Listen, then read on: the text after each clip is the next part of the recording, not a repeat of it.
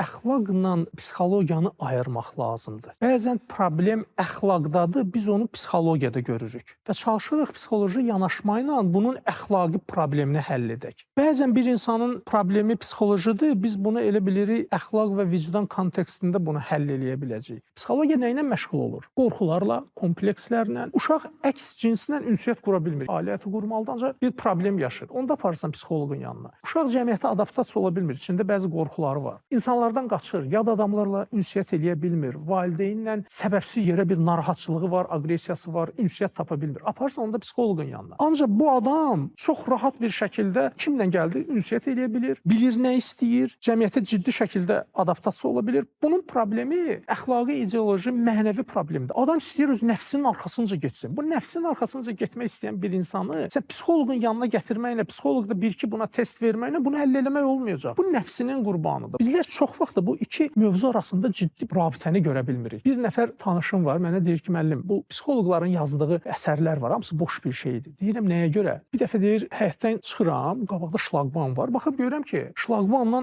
uşaqlar asılıblar da, yerindən çıxardacaqlar. Orada da valideynləri durub, anaları, bu uşaqlara bir söz demirlər. Deyir, mən də pəncərəni saldım aşağı. O psixoloji kitablarda oxuduğumuz kimi mədəni şəkildə onlara deyirəm ki, əziz, dəyərli analar, zəhmət olmasa övladlarınıza deyərdiniz ki, şlaqbanla sallanmasınlar, bu qırılır, başqasının mülkiyyətidir. Başladılar hamısı qışqırmağa ki, uşaqlar bəs harda oynasın? İmkan yoxdur, burada oynayırlar da. Deyir, ona görə psixoloji kitablarda yazılanlar işləmir. Mən deyirəm ki, onların problemi psixoloji problem deyil. Onların problemi əxlaqi problemdir. Sən elə bilirsən ki, o psixoloji metodlarla bir insanın əxlaqi problemini həll eləyəcəksən. Bu ikisi tamam başqa bir şeydir. Biri emosiyaya aiddir, biri vicdana aiddir. Vicdan əgər zədəlidirsə, əgər vicdansız olmaq istəyirsə, nəfsin arxasınca gedirsə, psixoloji yanaşmayla sən bunu islah eləyə bilməyəcəksən. Təhsil və tərbiyədə də bizlər bəzən bu ikisini səhv salırıq, bəzən uşağı aparırıq psixoloqun yanına, hansı ki bunun problemi əxlaqi problemdir. Evdə də, ailədə də o qədər əxlaqsız işlər nümayiş olunub ki, davranışda, rəftarda bunu psixoloq da həll eləyə bilməyəcək. Biz səhvi tamam yanlış bir yerdə araşdırırıq və bu da heç vaxt həll olunmayacaq.